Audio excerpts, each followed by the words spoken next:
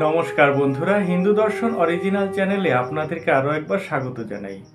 আজ আমি যে বিষয়টি নিয়ে আলোচনা করব সেটি হলো আজকাল সোশ্যাল মিডিয়ায় বিশেষ করে ফেসবুক, ইউটিউবে এমন কিছু ভিডিও হামেশাই চোখে পড়ে যেখানে বলা হচ্ছে সৃষ্টিকর্তা ব্রহ্মা নাকি তার নিজের কন্যা সরস্বতীর রূপে মোহিত হয়ে কামাসক্ত হয়ে পড়েন এবং তাকে বিবাহ করেন। বলা বাহুল্য, কিছু হিন্দু নামধারী মানুষজনও সামান্য কিছু ভিউজ পাওয়ার লোভে এই অর্ধসত্য কাহিনী প্রচার করে নিজের ধর্মকে অন্যের কাছে মুখরোচক এবং হাসির খোরাক করে তুলছেন। এই ঘটনার আগে এবং পরে কি বলা হয়েছে তার সবটুকু না বলে, পুরো ঘটনার তাৎপর্যই বা কী সেটা তুলে না ধরে শুধুমাত্র নিজের সংকীর্ণ স্বার্থে কিছু নির্দিষ্ট অংশকে তুলে ধরে মানুষকে বিভ্রান্ত করছেন।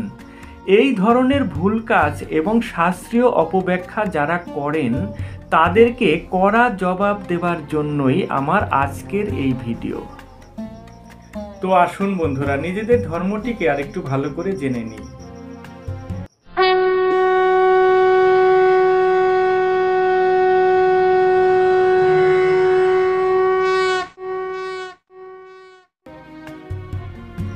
মনে করুন কেউ বলল মাছ আকাশে ওড়ে, আপনি তাকে কি ভাববেন?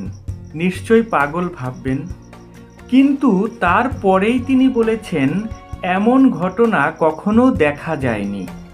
অর্থাৎ তিনি বলেছেন মাছ আকাশে ওড়ে এমন ঘটনা কখনো দেখা যায়নি। তার মানে তো তিনি ঠিকই বলেছেন।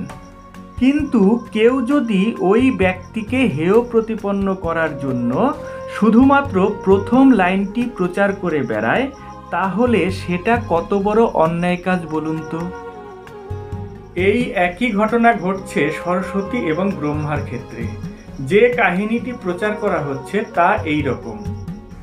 সৃষ্টিকর্তা ব্রহ্মা নাকি দেবী সরস্বতীকে সৃষ্টি করার পর তার সৌন্দর্যে এতটাই মোহিত হয়ে পড়েন যে তিনি নিজেই যাকে জন্ম দিলেন, অর্থাৎ নিজের কন্যা, তার প্রতি কামাসক্ত হয়ে পড়েন এবং তার সঙ্গে রমণ করতে উদ্যত হন।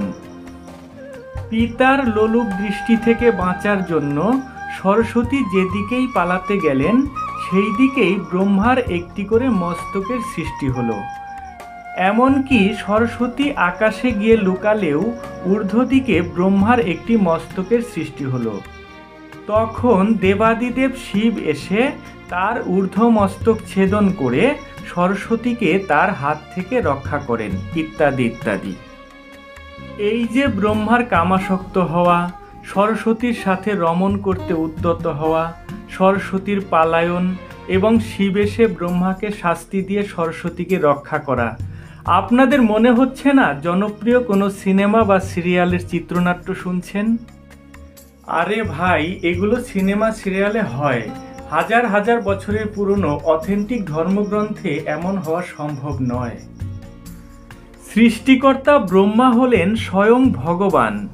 তিনি সনাতন হিন্দু ধর্মের যে তিনটি মূল তত্ত্ব, সৃষ্টি, স্থিতি এবং বিনাশ, অর্থাৎ ব্রহ্মা, বিষ্ণু এবং মহেশ্বর, এই তিন তত্ত্বের একজন। তিনি আমাদের মতো সাধারণ মানুষ নন যে কামাসক্ত হয়ে রমণ করতে ছুটবেন। তিনি এসবের অনেক ঊর্ধ্বে। এই ঘটনার তাৎপর্য বুঝতে হলে আমাদেরকে আগে জানতে হবে ব্রহ্মাকে, সরস্বতীকে, তাদের প্রকৃত স্বরূপ কি। আর সেটা যদি আমরা বুঝতে পারি তাহলে তাদের মধ্যকার সম্পর্কটাও আমাদের কাছে পরিষ্কার হয়ে যাবে।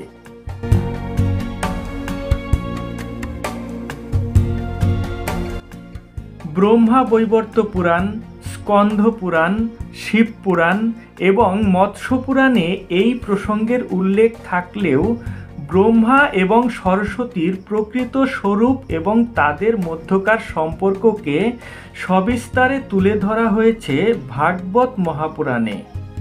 শ্রীমদ্ ভাগবত মহাপুরাণের তৃতীয় স্কন্ধের দ্বাদশ অধ্যায়ে ব্রহ্মার সৃষ্টিতত্ত্বের বর্ণনা করা হয়েছে।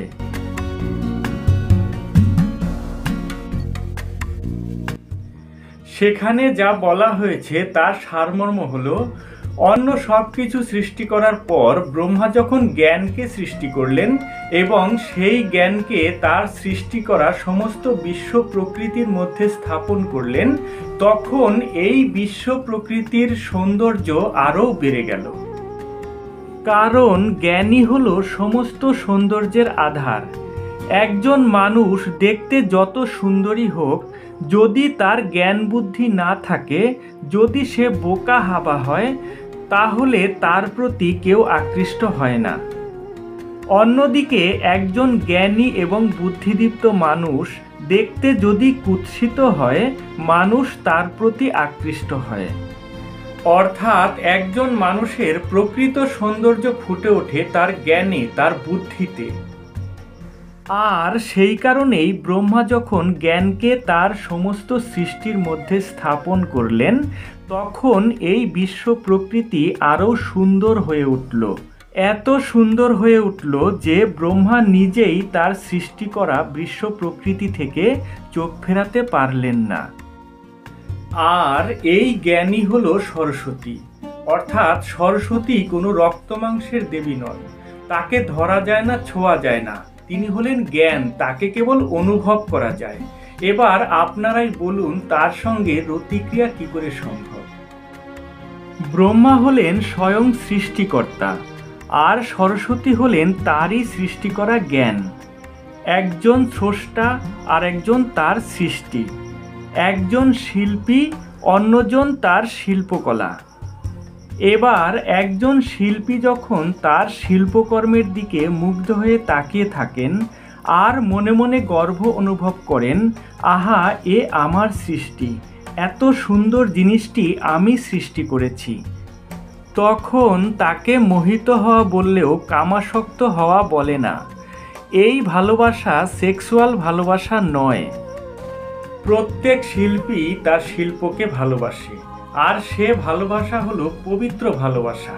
সেই ভালোবাসাকে যারা কদর্যভাবে ব্যাখ্যা করে, আসলে তাদের মন কদর্য। সরস্বতী যে আসলে জ্ঞান, তা আপনারা নিশ্চয়ই বুঝতে পেরেছেন। এবার আপনারাই বলুন, ব্রহ্মা তো দেবতা, কোনো মানুষ কি চাইবে জ্ঞানের সঙ্গে শারীরিক সহবাস করতে, পাগল না হলে? তাহলে বলবেন, এই যে সরস্বতীর মূর্তি, এত সুন্দর চেহারা দেখি, এই মূর্তিটা আসলে মানুষের কল্পনা।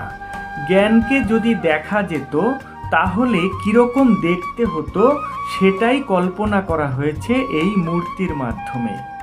যেমন জ্ঞান সুন্দর, জ্ঞান আলো, জ্ঞান মানে নম্র, ভদ্র, সদাহাস্য, পবিত্র, জ্ঞান আনন্দদায়ক, এই সমস্ত বৈশিষ্ট্যই ফুটে উঠেছে সরস্বতী বা জ্ঞানের মূর্তির মধ্যে।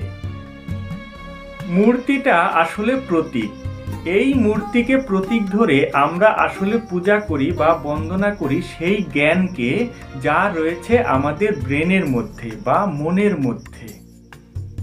আর এই যে সম্পর্ক তৈরি করা হয়েছে, ব্রহ্মা এবং সরস্বতীর সম্পর্ক হলো পিতা এবং পুত্রী। এগুলো আসলে উপমা। আমরা সবাই জানি, একজন শিল্পী বা সাহিত্যিকের কাছে তার শিল্প বা সাহিত্যকর্ম হলো সন্তান তুল্য। ঠিক একইভাবে ব্রহ্মা যেহেতু জ্ঞানকে সৃষ্টি করেছেন, অতএব এই জ্ঞান বা সরস্বতী হলো তার কন্যা বা পুত্রী। এবার কথা হলো, ব্রহ্মা সরস্বতীকে সৃষ্টি করে মুগ্ধ হয়ে তাকিয়ে তো রইলেন, কিন্তু কার দিকে তাকিয়ে রইলেন? সরস্বতী তো জ্ঞান, তাকে তো দেখা যায় না। আসলে ব্রহ্মা মুগ্ধ হয়ে তাকিয়ে রইলেন এই বিশ্ব প্রকৃতির দিকে, কারণ জ্ঞানকে তিনি এই বিশ্ব প্রকৃতির মধ্যেই স্থাপন করেছেন, যার কারণে এই বিশ্ব প্রকৃতির রূপ সৌন্দর্য আরও বেড়ে গেছে। আর তাতে ব্রহ্মা এতটাই মুগ্ধ হয়ে গেছেন যে সমস্ত বিশ্ব প্রকৃতিকে একসাথে দেখার জন্য তার চতুর্দিকে তিনি 4টি মাথার সৃষ্টি করলেন। তাতেও তার স্বাদ মিটল না। মাথার উপরের যে আকাশ, চন্দ্র, গ্রহ, নক্ষত্র, তাদের সৌন্দর্য যাতে একই সাথে দেখতে পারেন, সেই জন্য তিনি উপর দিকেও একটি মাথার সৃষ্টি করলেন। এবং বিশ্ব ব্রহ্মাণ্ডের এই অপরূপ সৌন্দর্যকে দেখতে দেখতে তার মনের মধ্যে একটি অহংকার জন্মালো। ব্রহ্মা ভাবলেন, এত সুন্দর সৃষ্টি সম্ভার আমি নিজে রচনা করেছি, তার মানে আমার চেয়ে গুণী আর কেউ নেই।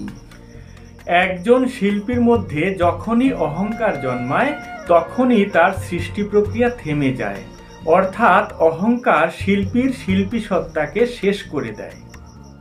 তাই দেবতারা যখন দেখলেন সৃষ্টিকর্তা ব্রহ্মার মনের মধ্যে গর্বের অহংকার জন্মেছে, এতে তার সৃষ্টি প্রক্রিয়া ব্যাহত হবে, তখন দেবাদিদেব মহাদেব এসে ব্রহ্মার অহংকার রূপী সেই পঞ্চম মুণ্ডটি ছেদন করে দিলেন। এতে ব্রহ্মার ভুল ভাঙল এবং তিনি অহংকার করার জন্য লজ্জিত হলেন। তারপরে তিনি অহংকার ত্যাগ করে পুনরায় সৃষ্টিতে মন দিলেন। আমাদের সমস্ত পৌরাণিক গ্রন্থেই পুরাণকারগণ মানুষকে সহজ সরলভাবে বোঝানোর জন্য রূপক কাহিনীর বা রূপক সম্পর্কের আশ্রয় নিয়েছেন। যারা জ্ঞানী তারা ঠিকই রূপকের আড়ালে যে তত্ত্বকথা লুকিয়ে রয়েছে সেটা বুঝে নিতে পারেন, কিন্তু যারা অল্প জ্ঞানী তারা অন্তর্নিহিত তত্ত্বটি বুঝতে পারেন না। সেই কারণে তারা রূপক গল্পটিকেই সাধারণ মানুষের গল্পের সাথে গুলিয়ে ফেলেন, আর এখানেই হলো গণ্ডগোলটি বাধে। অন্য ধর্মের লোকেরা আমাদের ধর্মকে নিয়ে ঠাট্টা করে, উপহাস করে। অতএব সকলের কাছে আমার অনুরোধ, এরকম অর্ধসত্য কাহিনী প্রচার করবেন না। হয় তত্ত্বসহ পুরো ঘটনা তুলে ধরুন অথবা বিরত থাকুন। তো বন্ধুরা, আজ এ পর্যন্তই। দেখা হবে আরেকটি নতুন ভিডিওতে। ধন্যবাদ, নমস্কার।